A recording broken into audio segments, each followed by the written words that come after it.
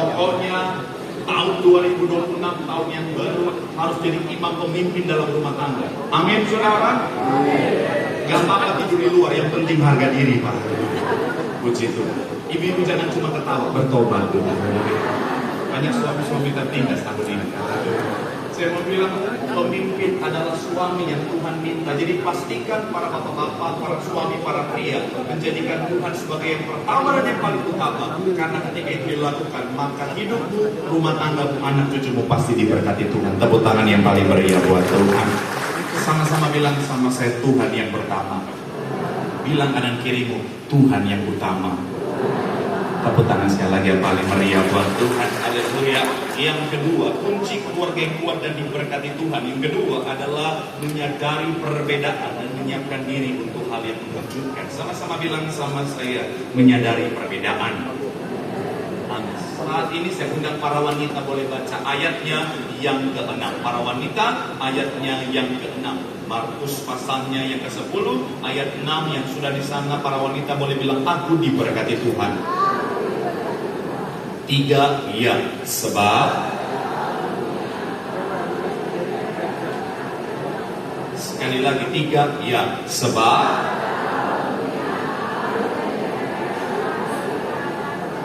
amin. Terima kasih. Dikatakan Allah menjadikan mereka laki-laki dan perempuan. Pada awal dunia Allah bisa ciptakan perempuan saja. Pada awal dunia Allah bisa ciptakan laki-laki saja. Tapi ternyata Allah menciptakan ada laki-laki, ada perempuan. Artinya apa? Perbedaan memang datangnya dari Tuhan. Dan kesadaran inilah yang harus kita miliki dalam rumah tangga kita, untuk supaya rumah tangga kita kuat dan diberkati Tuhan. Mungkin dari tadi ada anak-anak muda yang hadir yang bilang begini, Pak Pendeta, sepertinya khotbah ini kurang relevan. Tema tahun ini kurang relevan karena saya belum menikah. Saya cek dulu, adakah yang belum menikah yang masih jomblo? Boleh angkat tangan? Ada. Mohon maaf, tolong jangan ngaku-ngaku ya. Kalau udah anak 5 di rumah jangan ngaku jomblo, berdosa. Haleluya. Oh, Pak Ketua jomblo, oh haleluya. Sekali lagi yang jomblo, yang single boleh angkat tangan? Oh, banyak juga ya. Ada opung-opung masih jomblo. Ya kita doa opung ya, haleluya, puji Tuhan. Kalau ada yang jomblo, single, gak angkat tangan, kita doain jomblo seumur hidup ya, haleluya. Siapa suruh jual makan, haleluya. Saya mau bilang sekalipun kita jomblo, single, belum menikah, tema keluarga adalah tema yang relevan. Karena saudara dan saya, kita anggota keluarga. Kita adalah bagian dari keluarga. Dan saya mau bilang yang kedua, kita harus menyadari bahwa bicara tentang perbedaan ini penting. Kenapa? Karena sekali lagi ada banyak rumah tangga di awal pernikahan mulai ngalamin kehancuran. Kenapa? Karena mereka nggak menyadari bahwa perbedaan itu baik. Ada banyak orang akhirnya menuntut untuk apa? Pasangannya harus sama persis dengan dia. Dan kenapa saya minta para wanita yang baca? Karena jujur paling banyak pelakunya para wanita, saudara. Iya, tapi bukan di kota Bekasi, di kota yang lain, saudara. Haleluya. Benar, ada banyak rumah tangga di ujung perceraian karena istri menuntut suaminya harus sama persis dengan dia. Apalagi karena dia pikir kita kan pacaran sudah lama, kita pacaran udah 11 tahun, 15 tahun, udah seperti KPR rumah katanya, saudara. Harusnya kita sama. Saya mau bilang saudara, kesamaan 100% itu mustahil.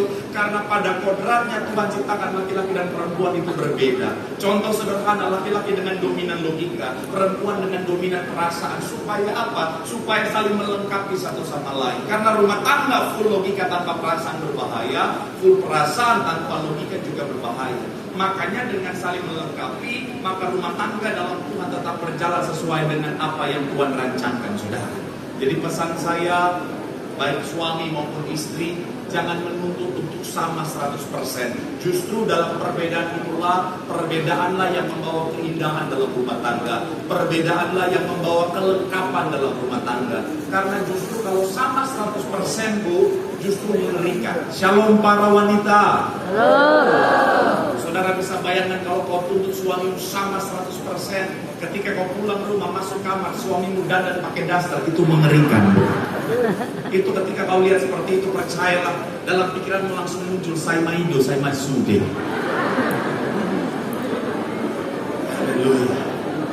Perkenalkan, nama saya Marcel Simangunsong, saudara. Saya kemarin di tebing tinggi, saya sudah diberi marga, saudara. Tetapi kata orang, kata netizen ketika saya posting, mereka bilang saya lebih cocok marganya Purba. Saya tanya, iya. Saya tanya kenapa marga Purba? Katanya kepanjangan dari pura-pura Batak. Terima kasih. Sekali lagi saya mau bilang saudara, dalam kehidupan setiap kita, pastikan kita menyadari perbedaan itu baik. Amin. Dan ketika menikah dengan perbedaan, kita saling melengkapi satu sama lain, maka rumah tangga kita pasti kuat dan diberkati Tuhan. Tepuk tangan yang paling meriah buat Tuhan. Bilang sama kanan kiri, perbedaan itu baik. Perbedaan itu dari Tuhan untuk menguatkan setiap kita. Tepuk tangan sekali lagi yang paling meriah buat Tuhan. Haleluya.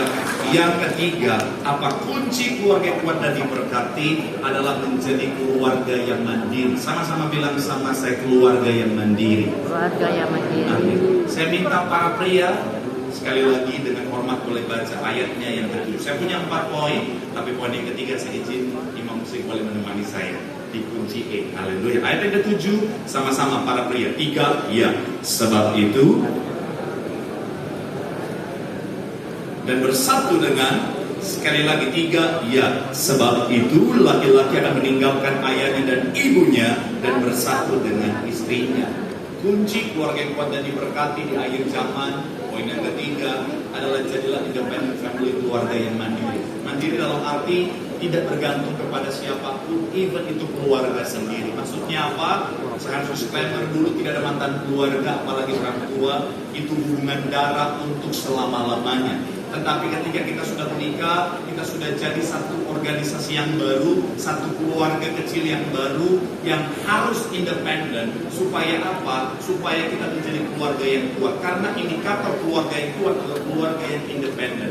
Selama kita bergantung kepada orang lain, even itu orang tua, maka rumah tangga kita tidak akan pernah kuat. Jadi makanya para pria, jadilah pria-pria yang mampu menafkahi keluarga. Jadilah pria-pria yang mampu bertanggung jawab kepada keluarga tanpa harus bergantung kepada siapapun, sekalipun itu orang tua.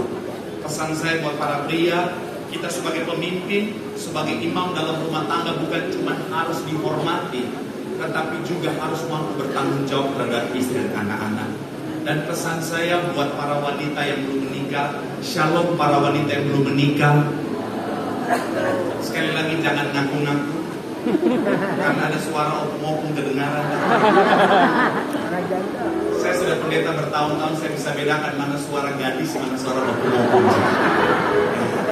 Kalau suara opung-opung ada aura-aura minyak kayu putihnya.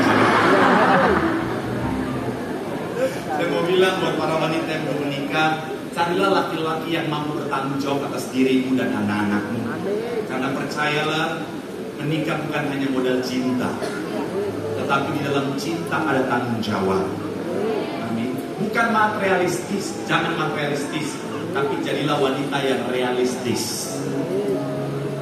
Jadi sekali lagi, para pria, jadilah independen. Dan kalau saudara posisinya sebagai orang tua, anaknya sudah menikah, please batasi pergerakanmu, karena anakmu sudahlah satu keluarga yang baru.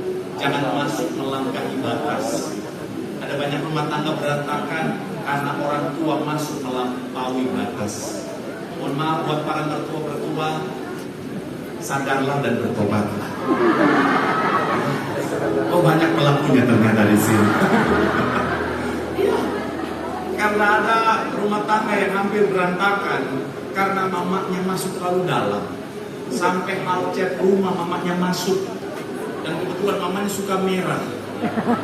Jadi rumah anaknya merah ketika dilihat persis kantor partai, saudara. Jadilah keluarga yang mandiri. Di situ ada